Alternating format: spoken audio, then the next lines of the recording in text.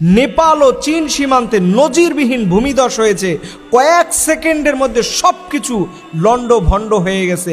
এই ভূমিধসের কারণে এখানে যে কত শত শত মানুষ মারা যাবে এটা এক আল্লাহ ছাড়া আর কেউই জানে না। আমরা প্রথমেই তাদের জন্য দোয়া করি যারা বেঁচে আছে, আল্লাহ তাদেরকে আপনি সুস্থতা নেয়ামত দান করেন। দেখেন এই ভূমিধস ভূমিকম্প কি কারণে বেশি বেশি হচ্ছে জানেন?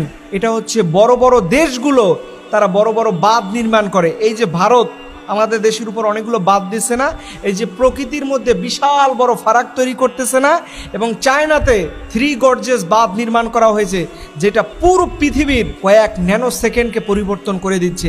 এই যে মানুষ ইচ্ছাকৃতভাবে পাহাড় কাটতেছে, পাহাড়ের মধ্যে বাঁধ দিচ্ছে, নদীর মধ্যে বাঁধ নির্মাণ করতেছে, নিজের ক্ষমতা দেখানোর জন্য পানি থেকে বিদ্যুৎ উৎপাদন করতেছে। আল্লাহ বলে যহরাল ফাসাদু ফিল বাররি ওয়াল বাহরি বিমা কাসাবাত আইদিন নাস। আল্লাহ বলছে পাহাড় পর্বতের মধ্যে যে বিপর্যয় হয় এটা মানুষের 2 হাতে কামাই করা।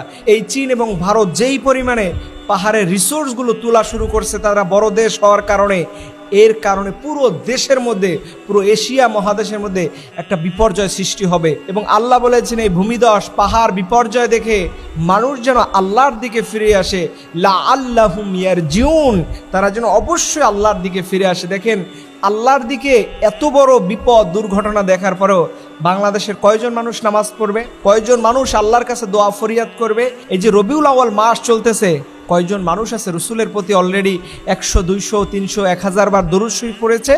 আল্লাহ পাক বলে তোমরা লাআল্লাহুম ইয়ারজিউন, অবশ্যই আল্লাহর দিকে ফিরে আসো। তোমরা এইগুলো থেকে শিক্ষা গ্রহণ করো। আজকে চায়নায় হয়েছে, নেপালে হয়েছে, আগামীকালকে যে বাংলাদেশে হবে না এর কোনো গ্যারান্টি আছে? আর বাংলাদেশে বিশেষ করে ঢাকা শহর, চট্টগ্রাম শহর, এই বড় বড় শহরে যদি একবার ভূমিধস, এই ভূমিকম্প হয়, আল্লাহ ভালো জানে কত কোটি কোটি মানুষের জীবন চলে যেতে পারে, এক আল্লাহ ছাড়া কেউ জানে না। এর জন্য সময় থাকতে আল্লাহকে ডাকুন, সময় থাকতে আল্লাহর কাছে দান, সময় থাকতেই আল্লাহকে প্রিয় বানান। আপনি যখন মরে যাবেন এরপরে আল্লাহকে প্রিয় বানানোর সুযোগ পাবেন না। রব্বুল আলামিন যেন আমাদের সবাইকে বেশি বেশি করে আল্লাহ পাকের সান্নিধ্য, আল্লাহ পাকের রেজামন্দি হাসিল করা তৌফিক দান করে। সবাই বলেন আমিন।